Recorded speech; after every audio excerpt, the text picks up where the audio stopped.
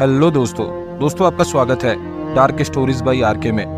दोस्तों, अगर आपको डरावनी कहानियाँ या तंत्र मंत्र से रिलेटेड कहानियाँ सुनना पसंद है तो आप चैनल को सब्सक्राइब जरूर करें। दोस्तों, मैं आरके फिर से हाजिर हूँ आपके सामने एक नई कहानी के साथ, जिस कहानी का टाइटल है शमशान डाकनी। दोस्तों, ये कहानी काफ़ी डरावनी और बहुत इंटरेस्टिंग है, तो वीडियो को लास्ट तक जरूर देखें। चलिए बिना किसी देरी के कहानी को शुरू करते हैं। आज भोला राम का 50 की उम्र में देहांत हो गया था। वो बहुत सुखी परिवार से था। गांव में सबसे अमीर घर होने की वजह से उनको गांव में बहुत सम्मान मिलता था। भोला राम पहले से ही काफ़ी अमीर घर का था, पर सारा धन उसने अपने लिए ही प्रयोग में लाया था। यानी कभी उसने किसी भी प्रकार की कोई भी मदद नहीं की थी। शमशान के रास्ते भोला राम की अर्थी जा रही है। उसको कंधा दिए उसके 2 लड़के अमित और समीर और बाकी गांव वाले चल रहे थे। उसकी अंतिम यात्रा में गांव के बहुत से लोग शामिल हुए हैं। यूँ तो कोई भोला राम को पसंद नहीं करता था, पर भोला राम के जाने के बाद उनके लड़कों से अच्छा व्यवहार रखने पर शायद कोई लाभ प्राप्त हो जाए, यह सोचकर वह भोला राम के बेटों को संतावना दे रहे थे। भोला राम के दोनों बेटे उसको खेती में बहुत मदद करते थे। बड़ा बेटा 25 साल का था और छोटा बेटा 20 साल का। भोला राम ने अभी अभी एक गांव वाले से जमीन खरीदी थी, या यूँ कहा जाए कि छीन ली थी। गरीब गांव वाला बस छोटी सी जमीन का मालिक था। वह इतना गरीब था कि वह उसमें खेती करके उपज नहीं कर पा रहा था। भोला राम ने उसे ब्याज के चक्कर में फंसा के उसकी जमीन का वह टुकड़ा हड़प लिया। भोला राम के जमीन हड़पने के बाद बहुत ही भयानक सपने आते थे। वह नींद में ही चिल्लाने लगता। कभी डर के मारे उसकी पेशाब छूट जाती। वह विधुर था। उसकी पत्नी की मौत कुछ साल पहले ही हो चुकी थी, जिसकी वजह से वह कमरे में अकेला ही सोता था, जिससे उसका डर और भी ज़्यादा बढ़ जाता। आखिरी रात तो वह इतना डर गया था कि उसको हार्ट अटैक ही आ गया और उसकी मौत हो गई। शमशान गांव से काफ़ी दूर था, जहाँ तहाँ राख बिखरी पड़ी थी और अधजली हड्डियाँ भी दिखाई पड़ती थी। शमशान का आकार काफ़ी बड़ा था, जैसे एक छोटे से खेत पे शमशान बना दिया हो। चिता को मुखग्नि देकर भोला राम का बेटा बाकी लोगों के साथ बैठ गया। अमित पूजा पाठ में ज़्यादा विश्वास रखता था। उसको भगवान पे काफ़ी श्रद्धा थी, जबकि समीर बस अपनी ही धुन में रहता। वह बड़ा हो गया था, पर उसका मन बच्चों की तरह ही था। घर आके समीर और अमित ने स्नान किया और लोगों के बीच बैठ गए। दोनों भाइयों को पिता के देहांत से काफ़ी दुख था। सब गांव वाले दोनों को संतावना दे रहे थे। दोनों ने सुबह से कुछ नहीं खाया। अमित की पत्नी यानी समीर की भाभी ने समीर को थोड़ा सा समझाकर भोजन करा लिया। भोला राम के अंतिम दिनों का रहस्य कोई बता नहीं पा रहा था। कोई कहता था कि भूत प्रेत का मामला है, तो कोई कहता था मानसिक संतुलन हिल गया था। ऐसा बोलने वाले भी लोग थे जो बोलते थे कि भोला राम को उसके बुरे कर्मों की सजा मिली है। कुछ दिन शोकमग्न रहने पर अमित और समीर कुछ सामान्य हो गए। सब पहले जैसा चल रहा था। समीर अपना मन हल्का करने हेतु शहर जाना चाहता था, जिसको बड़े भाई अमित ने अनुमति दे दी। घर के पुराने नौकर चंदू चाचा, जो तकरीबन 60 साल के होने आए थे, वह घर के काम भी किया करते थे। अमित ने उनको भोला राम का कमरा खोलने को कहा। कमरा काफ़ी दिनों से बंद होने की वजह से हल्की बदबू से भर गया था। कमरे के बीचों बीच भोला राम की चरपाई पड़ी थी। एक कोने में उसकी आलमारी थी, जिसमें शराब की बोतलें, और सिगरेट रखी हुई थी। उसके कपड़े और पैसे जेबर रखे हुए थे। कमरे के एक कोने में काले पत्थर की 1 फुट लंबी प्रतिमा पड़ी हुई थी। अमित ने उसको हाथ में लिया, पर वह पहचान नहीं पाया कि वह प्रतिमा किसकी है। ज्यादा पुरानी होने की वजह से वह जर्जर हो चुकी थी। चंदू चाचा को पूछने पर उन्होंने बताया कि भोला राम ने जिस गरीब आदमी की जमीन हड़पी थी, उसी के खेत में से यह मूर्ति मिली थी, जो जमीन में खुदाई के वक्त निकली थी।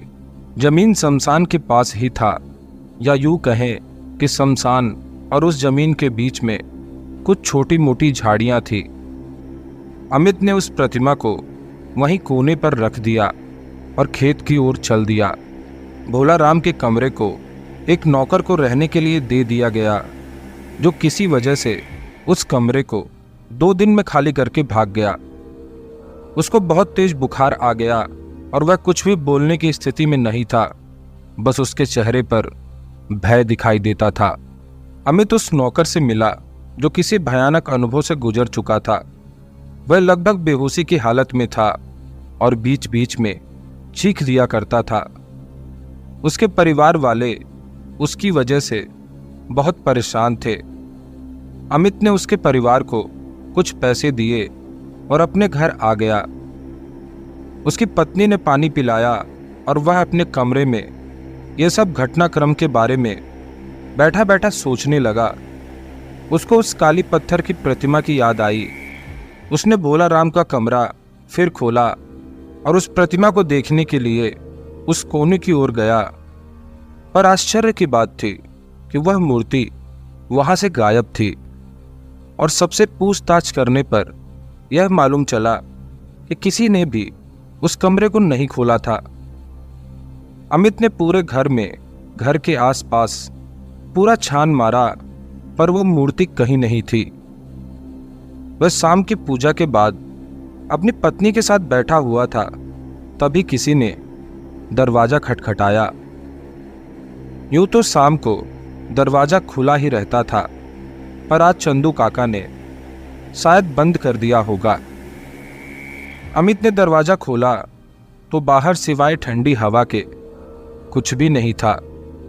अमित को लगा शायद किसी ने मजाक किया होगा। अमित का मन अभी शांत नहीं हुआ था।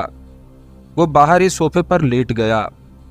लेटे लेटे ही उसको कब नींद आ गई उसको पता नहीं चला।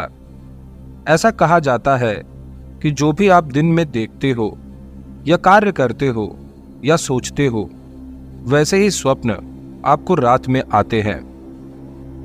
अमित भी पूरी दिन पत्थर की प्रतिमा के बारे में सोचता रहा था। उसने स्वप्न में देखा वह किसी सुनसान जगह पर सोया हुआ है।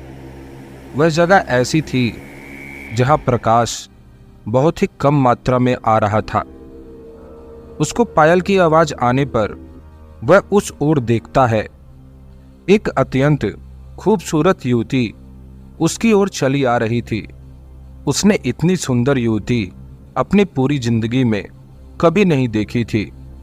उस कन्या का पूरा शरीर गोरा था, आंखें नसीली थी। अमित बस उसकी ओर देख रहा था। पर स्वप्न की बात ही अलग होती है।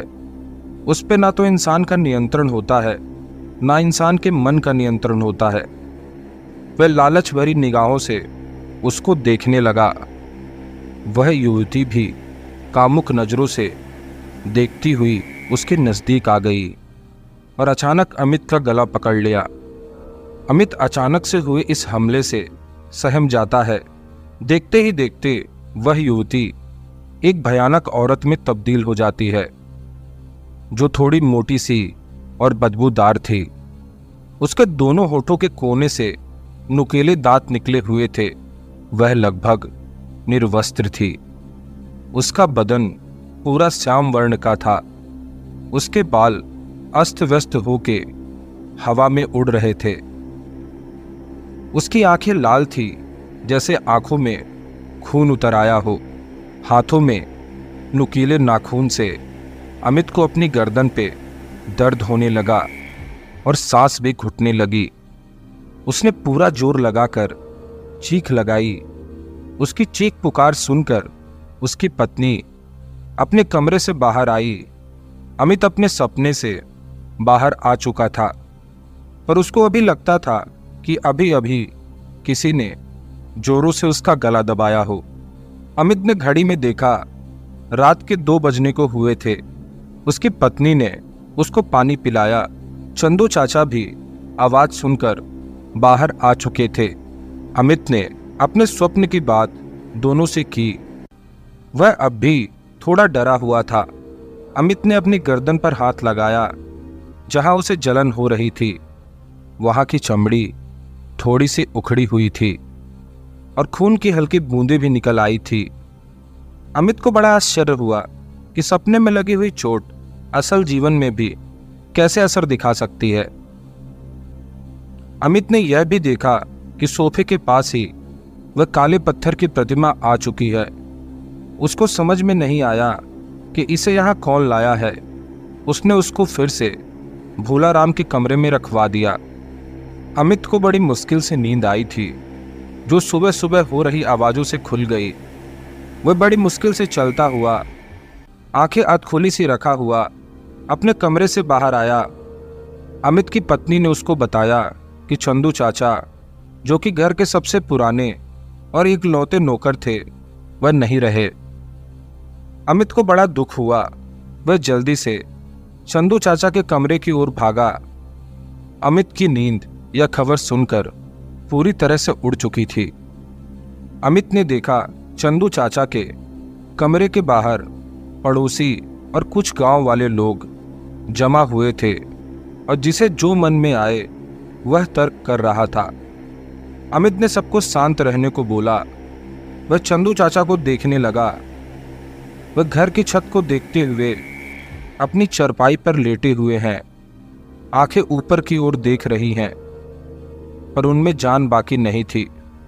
चंदू चाचा के मुंह के एक कोने से खून की बारीक सी एक धार भी निकली हुई थी, जो अब सूख चुकी थी।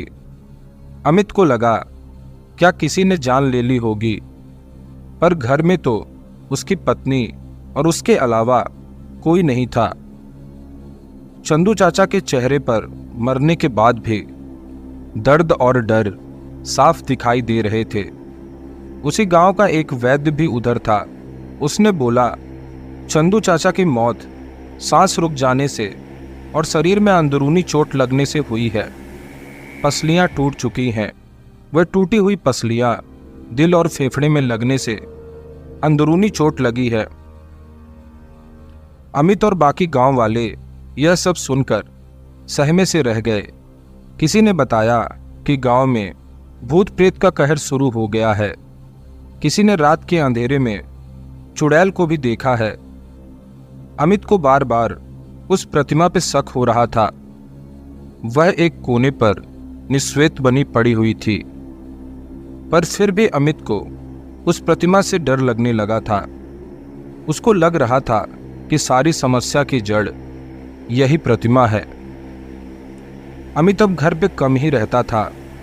भोलाराम के जाने के बाद खेती की सारी जिम्मेदारी अब उसी पर आ चुकी थी। घर में अमित की पत्नी भी सारे घर का बोझ अकेले नहीं उठा पाती, तो उन्होंने गांव वालों में से अगर कोई उसके घर पर काम कर दे तो वो नौकरी पर रखने के लिए तैयार थे। अजीब बात थी कि ज़्यादा तनख्वाह देने पर भी कोई उसके घर पर नौकरी करने के लिए तैयार नहीं था। गांव में यह बात होने लगी थी कि उसके घर पर किसी शक्ति का श्राप है। बड़ी मुश्किल से एक पति पत्नी उसके घर में रहने और काम करने को राजी हुए, जो भीमा और सरिता थे। भीमा अमित की ही उम्र का था और अमित की जमीन पे ही खेती का काम करता था। नौकरी के बाद भी उसे खेत का ही काम करना था, जबकि सरिता, जो कि भीमा से 10 साल बड़ी थी, वह घर का काम करने के लिए राजी हुई थी।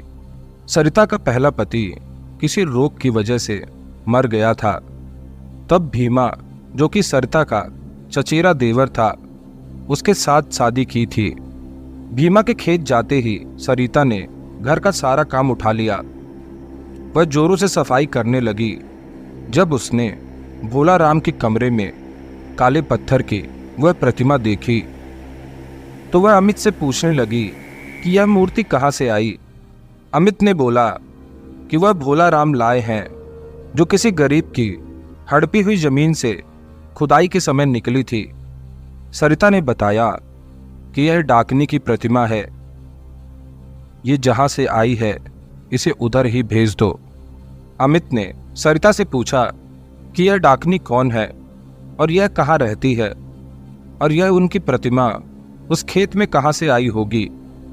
सरिता ने बोला, सारे सवालों का जवाब शमशान में वास करने वाली डाकनी ही बताएगी।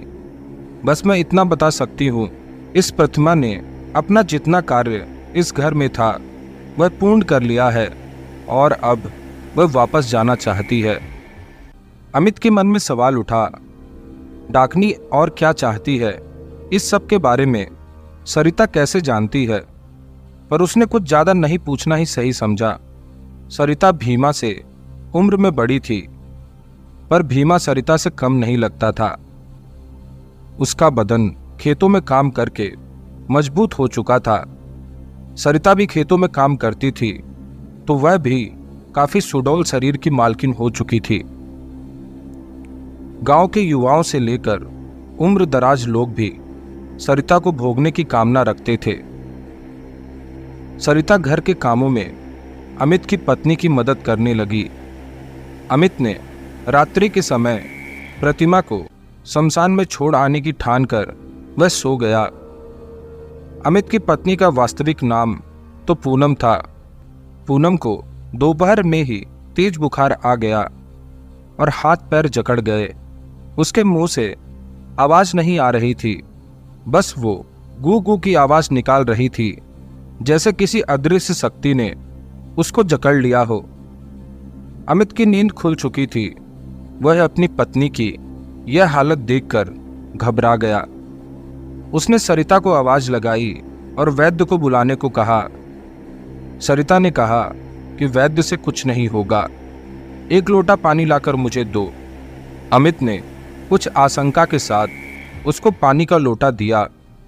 सरिता ने मन ही मन में कुछ शब्द बुदबुदाए और पानी की कुछ बूंदें पूनम पर उड़ेल दी। उसके साथ ही पूनम सामान्य हो गई और वह रोने लगी। अमित ने सरिता की ओर प्रश्न भरी निगाहों से देखा, मानो पूछ रहा हो कि क्या है ये सब। सरिता ने बस एक ही शब्द बोला, प्रेत, और वो वहां से चली गई और अपने काम में लग गई। अमित ने पूनम को सुलाया और वह सरिता के पास गया। उसका मन आशंका और भय से भरा था। उसने सरिता से पूछा कि प्रेत यहाँ कैसे आ सकते हैं, वह तो रोज पूजा पाठ करता है। सरिता ने बताया कि इस घर में पाप कर्म बढ़ने से दैवीय प्रभाव कम हो गया है और घर के इर्द गिर्द प्रेत और नकारात्मक शक्तियों का घूमना शुरू हो गया है। अमित को कुछ बातें समझ में नहीं आई। उसको लगा कि कहीं सरिता की वजह से ही तो ये सब नहीं हो रहा। उसने सरिता से पूछा कि वह प्रेतों के बारे में कैसे जानती है और उसने प्रेत को कैसे भगाया, जिसके उत्तर के रूप में सरिता ने बस हल्का सा मुस्कुरा दिया। अमित फिर भी वहां खड़ा रहा, मानो वह सरिता से उत्तर चाहता हो और उसके बिना वह जाएगा नहीं। सरिता ने बताया कि वह पहले शमशान में प्रतिमा छोड़ के आए, वहां सब प्रश्नों के उत्तर मिल जाएंगे। रात्रि हो चुकी थी। अमित अपने साथ 3-4 लोगों को लेकर जाने की तैयारी कर रहा था। उसमें भीमा भी शामिल था। वह प्रतिमा एक थैले में भरकर जैसे ही घर की चौखट पार करने को हुए, सरिता ने उसको रोक दिया। सरिता ने बोला कि अमित को अकेले ही शमशान जाना होगा और वह भी मध्य रात्रि के समय, और अगर डाकनी से मिलना है तो कुछ भोग लेकर जाना, वरना वह क्रोधित हो जाएगी। इतना कहकर सरिता अपने कमरे में चली गई। अमित ने बाकी लोगों को अपने अपने घर विदा कर दिया और मध्य रात्रि होने का इंतजार करने लगा। स्त्री हट के आगे पुरुष परास्त हो ही जाते हैं। लाख मना करने पर भी जब पूनम नहीं मानी तो अमित उसको भी साथ ले जाने के लिए तैयार हो गया। सच बात तो यह थी कि दोपहर में जो घटना हुई थी उसकी वजह से पूनम डरी हुई थी। मध्य रात्रि के समय अमित और पूनम शमशान के रास्ते चल दिए। अमित और पूनम गांव से गुजर रहे थे। सभी गांव वाले सो चुके थे। गांव के लोग खेतों में काम करते हैं। वह थकान की वजह से जल्दी ही सो जाते हैं और सुबह जल्दी उठकर उन्हें खेत भी जाना होता है। कोई कुत्ता उनकी तरफ देखकर भौंकता और जब पहचान जाता कि गांव के ही लोग हैं तो फिर सो जाता। अमित अपने हाथ में सामग्री की थैली लिए चल रहा था। वह जल्दी से शमशान पहुंचने की जल्दी में था। पूनम भी रात के अंधेरे में डर रही थी। पूनम के हाथ में एक थैली थी जिसमें काले पत्थर की वह प्रतिमा थी। पूनम कोशिश कर रही थी कि वह अमित के साथ चल सके। थोड़ी पीछे रह जाने से उसको डर लग रहा था। रास्ता अब गांव के बाहर आ चुका था। खुली जगह आने से ठंडी हवाओं का एहसास होने लगा था। रास्ते के दोनों ओर खेतों में फसल लहरा रही थी। पूनम के हाथ दुख रहे थे। वह अपने हाथ को आराम देने के लिए बारी बारी अपने हाथों में थैली को बदल रही थी। अमित ने कहा कि अब शमशान पास ही है, तो पूनम को एक बात से राहत हुई कि उसको ज़्यादा चलना नहीं पड़ेगा। और शमशान पास में था तो डर की लहर भी उसके शरीर में दौड़ गई। शमशान की सीमा में प्रवेश करते ही एक भारीपन का एहसास दोनों को होने लगा। एक अजीब सी शांति फैली हुई थी। हवाएं चलने से मुर्दों के जलने की बात की राख, उसकी अजीब सी बदबू आ रही थी।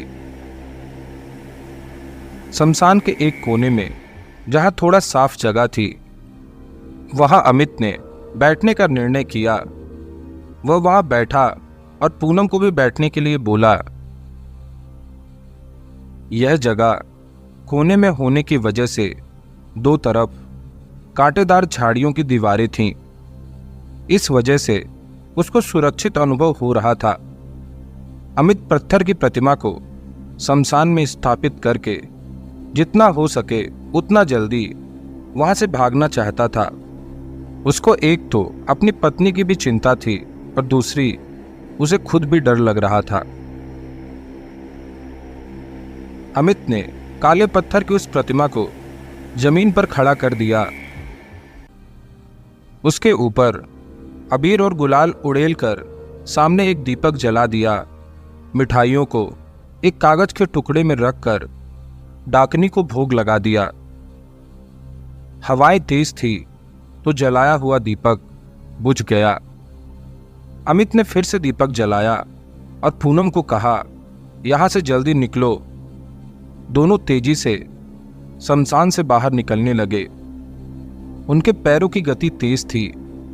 पैरों के नीचे अध जली और जल के कोयला बनी हुई हड्डियों के टूटने की आवाजें पूनम की धड़कनों को काफी तेज बढ़ा रही थी। वह दौड़ के बाहर निकल जाना चाहती थी। दोनों पति पत्नी शमशान से बाहर निकलने ही वाले थे। वह शायद 50 मीटर की दूरी पर थे। तभी उन्हें एक औरत दिखाई दी जो शमशान के दरवाजे पर ही खड़ी थी। दोनों वहीं रुक गए। दोनों के पैर मानो वहीं जम गए। न पैर चल रहे थे न जवान। वह उन दोनों के सामने मूर्तिवत खड़ी होकर मुस्कुरा रही थी, मानो दोनों का रास्ता रोकने वाली हो। वह औरत 25 वर्ष की आयु की लग रही थी। अमित और पूनम ने इससे पहले इसको यहां नहीं देखा था। वह अत्यंत रूपवान थी। वस्त्र और अलंकार काफी कीमती लग रहे थे। कोई बड़े घराने की औरत लग रही थी। अमित ने थोड़ी हिम्मत करके पूछा, जी कौन है आप? कहाँ रहती हो? और इतनी रात में शमशान में क्या कर रही हो? तुम्हें डर नहीं लगता? अमित एक ही सांस में सब बोल गया। उस औरत को यह सुनकर हंसी आ गई। वह पहले थोड़ा सा हंसी, जिससे वह काफी मोहक लग रही थी। अगले ही पल उसने अट्टहास किया, जिसकी आवाज काफी तेज थी, जिसे सुनकर पूनम को लगा जैसे दिल में हल्का सा दर्द हो रहा है। अगले ही पल उस औरत की हंसी रुक गई और वह काफी गंभीर मुद्रा वाली हो गई। वह बोली, मैं तो यहीं शमशान में रहती हूं, मुझे कैसा डर? मैं खुद डर का दूसरा नाम हूं। मैं वही हूं जिसे तुम अभी अभी भोग लगा के आए हो। मैं हूं शमशान डाकनी। वह फिर जोर जोर से हंसने लगी। पेड़ पर बैठे हुए पंछी एक बार जोर से चीखे, मानो डर गए हों, और फिर शांत हो गए। पूनम को भी लगा कि उसकी चीख निकल जाएगी। डाकनी इतनी सुंदर होने पर भी पूनम और अमित पे डर हावी होने लगा था। वह दोनों ही कुछ बोलने की स्थिति में नहीं थे। डाकनी ने बोला, तुमने मेरी प्रतिमा तो स्थापित कर दी, पर भोग तो चढ़ाया नहीं। अमित यह सुनकर हक्का बक्का रह गया, क्योंकि वह अभी अभी मिठाई का भोग लगाकर आया था। डाकनी फिर हंसने लगी। वह बोली, अरे मूर्ख, इतना भी नहीं जानता कि डाकनी और शमशानी शक्तियों को क्या भोग लगता है? अमित प्रश्न भरी निगाहों से देखने लगा। डाकनी बोली, अरे मूर्ख, मेरे पास समय नहीं है। मैं समय समय पर अपना कार्य करती हूँ। मुझे लगता है मेरा भोग मुझे खुद ही लेना होगा। डाकनी ने आंखें बंद कर ली और स्थिर हो गई। उसका स्वरूप बदलने लगा। उसका रंग काला हो गया, बाल बिखर गए। वह निर्वस्त्र थी, स्तन बड़े और उन्नत थे, आंखें सुर्ख लाल जैसे खून उतर आया हो। हाथ में तेज चमकता खड़ग उसने पकड़ा हुआ था। वह जोरों से हाँफ रही थी। पूनम और अमित उसका भयानक स्वरूप देखकर बहुत ही डर गए। वह थरथरा कर कांपने लगे। अमित कल्पना करने लगा कि अभी डाकनी का खड़ग उठेगा और उसका या पूनम का सर धड़ से अलग हो जाएगा। जोर से हवाएं चलने लगी। शमशान में धुंधली सी आकृतियां दिखने लगी। किसी अदृश्य शक्ति ने अमित के पांव को जमीन में जकड़ लिया। वह पकड़ काफी मजबूत थी। डाकनी ने अपना भोग ग्रहण शुरू किया। पूनम की सांसें अटकने लगी।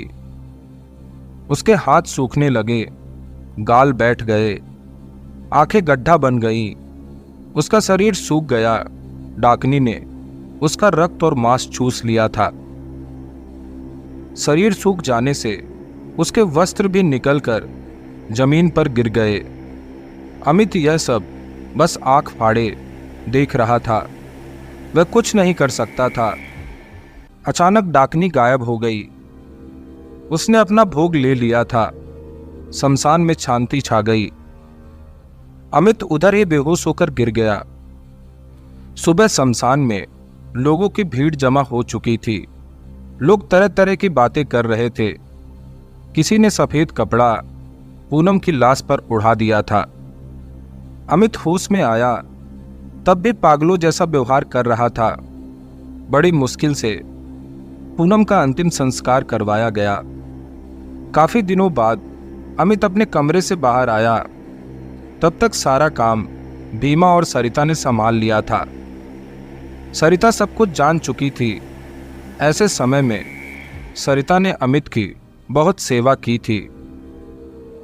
अमित को सरिता में भी कभी कभी डाकनी के दर्शन होने लगे। वह चीख पड़ता, पर वह सिर्फ उसका भ्रम था। अमित की खराब हालत के चलते भीमा पे बहुत ज्यादा जवाबदारी आ चुकी थी।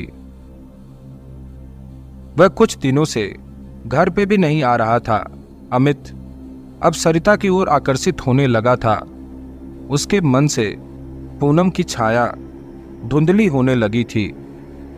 जब सरिता उसको खाना खिलाती, उसके पैर दबाती, उसकी पीठ पर मालिश करती तो उसे बहुत सुकून मिलता।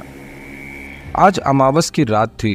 अमित को एक बहुत बुरा सपना आया और वह नींद से जाग उठा।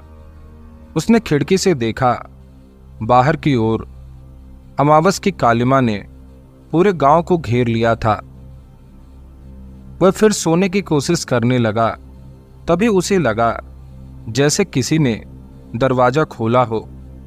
वह सोचने लगा कि इतनी रात को घर में कौन आ सकता है या कौन बाहर जा सकता है। वह अपने कमरे से बाहर आया। दरवाजा बंद था। उसकी कुंडी अभी भी झूल रही थी, मानो अभी अभी किसी ने बंद किया हो। अमित ने दरवाजा खोला। कोई जल्दी से जाता हुआ दिखाई दिया। अमित को बड़ा आश्चर्य हुआ। उसे लगा कोई चोर हो सकता है, और अगर चोर है तो उसके पास कोई हथियार भी होगा और वह नुकसान भी पहुंचा सकता है। पर ज्यादा सोचने का समय नहीं था। वह इंसान वहां से गायब हो चुका था। उसने जल्दी से जूते पहने और उसके पीछे भागा। थोड़ी दूर पर ही वह फिर जाता हुआ दिखाई दिया। उसने काला कंबल ओढ़ा हुआ था और उसके चलने की गति भी काफी तेज थी। अमित भी जल्दी से उसके पीछे चलने लगा और कोशिश करने लगा कि उसको पता ना चले। अमित के पैर रुक गए जब वह इंसान शमशान के रास्ते पर मुड़ा। उसे पहले घटित हुई सारी डरावनी घटनाएं याद आ गई। पर कुछ सोच के और हिम्मत जुटाकर उसने फिर उस इंसान के पीछे जाने का निर्णय कर लिया। वह शमशान पहुंच चुका था। एक चिता बुझने की कगार पर आ चुकी थी। हवा से जब कोयले की राख हटती तब लाल अग्नि दहक उठती। शमशान में कुछ ज्यादा ही शांति थी, जैसे पेड़ तक सो गए हों। शमशान के एक कोने में उसे कोई बैठा हुआ दिखाई दिया। अमित ने जहां मूर्ति स्थापित की थी उसके सामने एक छोटी सी आग जलाई गई थी। वह मुश्किल से 2-3 कोयले की आग होगी। उसमें कुछ सामग्री डालते ही आग प्रज्वलित होकर फिर शांत हो जाती। अमित को एकदम से सामने जाना अच्छा नहीं लगा। वह पेड़ के पीछे रहकर देखने लगा। अग्नि की ज्वाला के प्रकाश में उसने उस इंसान का चेहरा देखा। वह सरिता थी। अमित को सरिता पर पहले से ही शक था। वह कुछ मंत्र बोल रही थी जो अमित को सुनाई नहीं दे रहे थे। कुछ देर बाद सरिता खड़ी हुई और अपने वस्त्र उतारकर एक ओर रख दिए। अमित उसका निर्वस्त्र शरीर देखने लगा कि वह कितनी प्यारी और सुंदर लग रही है। तभी वह जोर से चिल्लाई और किसी को बुलाया।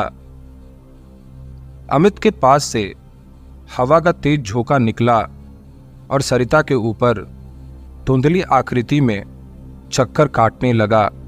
ऐसी और भी आकृतियां सरिता के इर्द गिर्द मंडरा रही थी। उसने एक पात्र में रखे हुए मांस के टुकड़े को हवा में उछाला और वह हवा में ही गायब हो गया। वह आकृतियां फिर गायब हो गई।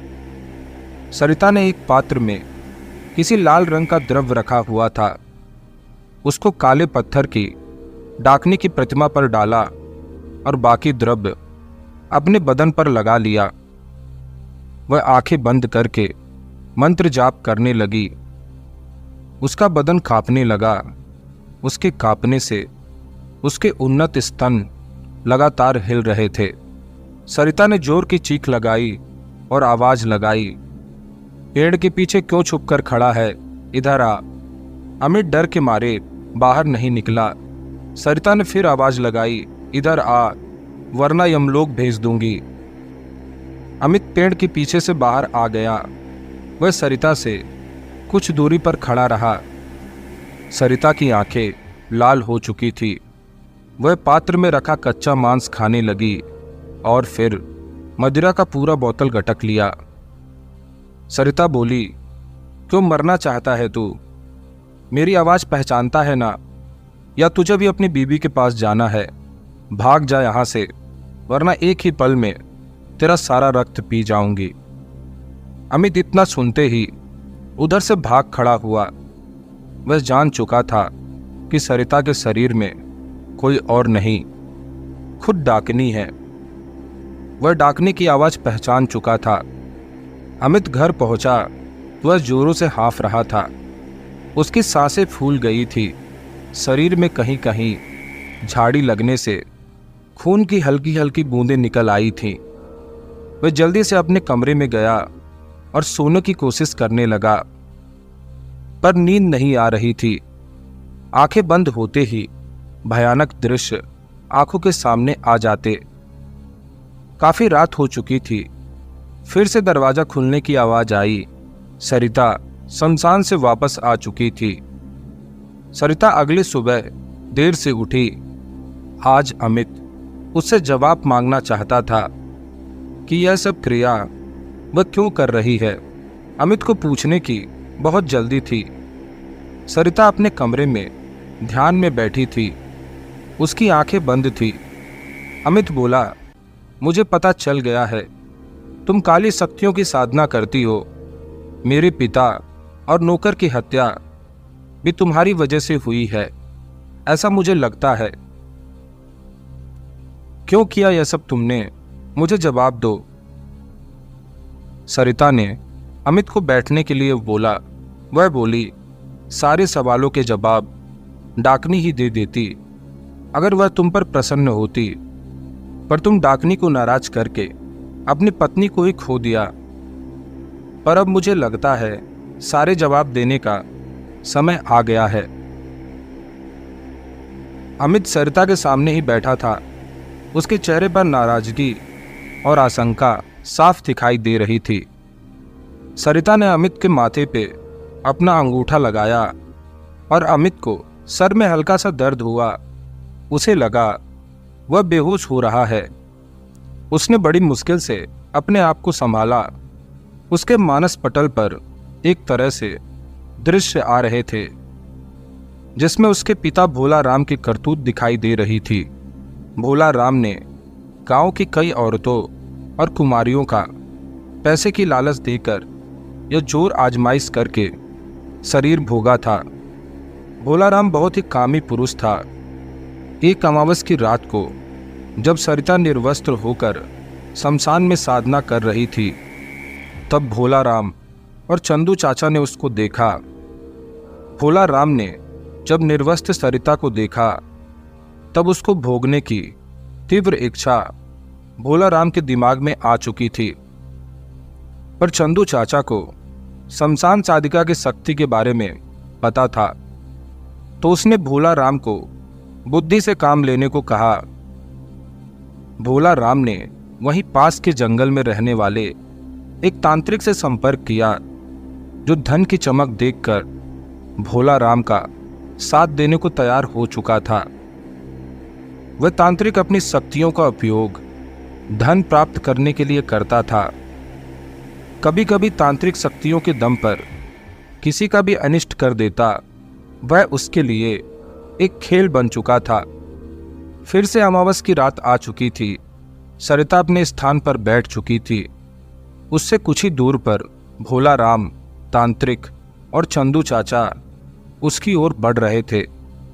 सरिता ने कुछ प्रारंभिक पूजा करके साधना प्रारंभ ही की थी कि भोला राम ने उसको बालों से पकड़ लिया और उसने सरिता के साथ जबरदस्ती प्रारंभ कर दी। शमशान के कुछ प्रेत जो सरिता के सिद्ध किए हुए थे, वह सरिता की मदद करना चाहते थे। खुद डाकिनी भी सरिता की मदद के लिए अदृश्य रूप में उपस्थित हुई, मगर अघोरी ने महाकाली सुरक्षा कवच बनाया हुआ था। उसको भेदना बहुत ही कठिन था। अमावस की रात के अंधेरे में भोला राम ने अपनी हवस मिटाई सरिता बेहाल हो चुकी थी। भोला राम चंदू चाचा के साथ जा चुका था। अघोरी को भी कुछ धन मिल गया था। अघोरी ने अपनी शक्तियों का उपयोग अनिष्ट कामों में किया था। सरिता ने अपना अंगूठा अमित के सिर से हटाया। वह वापस होश में आया। वह सारी सच्चाई जान चुका था। वह यह भी जान चुका था कि भोला राम को उसके कर्मों की सजा मिली थी। अमित ने पूछा, तो क्या मेरे पिता और चंदू चाचा को तुमने मारा? सरिता ने कहा, नहीं, मैं साधना और शक्तियों का उपयोग लोगों की भलाई में करती हूं। दोनों की मृत्यु का कारण डाकनी का क्रोध है। सरिता ने अमित को सामग्री की लिस्ट दिया और कहा, आज उस अघोरी की भी मृत्यु की रात है। अमित बिना ज्यादा सवाल किए सामग्री का लिस्ट लेकर घर से निकल गया। मध्य रात्रि होने वाली थी। सरिता और अमित घर से जंगल की ओर निकल चुके थे। सरिता ने काला कंबल ओढ़ रखा था। उसके पीछे अमित हाथ में सामग्री का थैला लिए चल रहा था। वह दोनों गांव से काफी दूर आ चुके थे। अमित इससे पहले यहां कभी नहीं आया था। एक पुराने खंडहर दिखाई देने लगा। अमावस की रात होने के बावजूद उसके अंदर से हल्की सी रोशनी आ रही थी, मानो अंदर आग जल रही हो। सरिता ने कहा, आ गई हमारी मंजिल। इस खंडहर में ही अघोरी है। दोनों खंडहर में दाखिल हुए। अघोरी कोई साधना कर रहा था। उसके आसपास से महाकाली की शक्तियां अब जा चुकी थी। यूं कहें कि उसके पाप का घड़ा भर चुका था और देवी ने भी उसका सर छोड़ दिया था। अब वह बस कुछ भूत प्रेतों को वश में करके अपनी शक्ति बढ़ा रहा था। अघोरी आंखें बंद करके कोई मंत्र जाप कर रहा था। सरिता उसके सामने ही बैठ गई। उन दोनों के बीच में कोई 10-15 फीट की दूरी होगी। सरिता ने कम्बल एक ओर रख दिया। अंदर से वह पूर्णतः निर्वस्त्र थी। उसने एक दीपक जलाया, पूजा सामग्री को अपने शरीर पर लगाया और वह कांपने लगी। डाकनी अब सरिता के अंदर जाग चुकी थी। सरिता के शरीर में डाकनी हुकार करने लगी। अघोरी भी जान चुका था कि आज उसकी मृत्यु निश्चित है। फिर भी उसने अपने वश में किए हुए प्रेतों को सरिता के सामने भेजा। सरिता की दृष्टि पड़ते ही सारे प्रेत आग में जलने लगे या भाग खड़े हुए। अघोरी के पास अब कोई रास्ता नहीं था। वह बलि के लिए रखा हुआ खड्ग लेकर सरिता के सामने भागा। सरिता के शरीर में जाग उठी डाकनी ने जोर से अट्टहास किया और अघोरी अपनी जगह पर ही स्थिर हो गया। बस कुछ पलों में उसका रक्त और मांस डाकनी ने चूस लिया। वह हड्डियों का पिंजर बन के जमीन पर गिर गया। सरिता भी बेहोश होकर गिर पड़ी थी। अमित सरिता को लेकर घर आ गया। सरिता का कार्य अब पूर्ण हो चुका था। वह भीमा को अमित की सेवा में छोड़कर किसी अनजान राह पर चली गई। तो दोस्तों, आपको ये कहानी शमशान डाकनी कैसी लगी मुझे कमेंट में ज़रूर बताइएगा। और ऐसे ही और कहानियाँ सुनने के लिए चैनल को सब्सक्राइब जरूर कर ले। मिलते हैं किसी और वीडियो में। तब तक के लिए ख्याल रखें। धन्यवाद।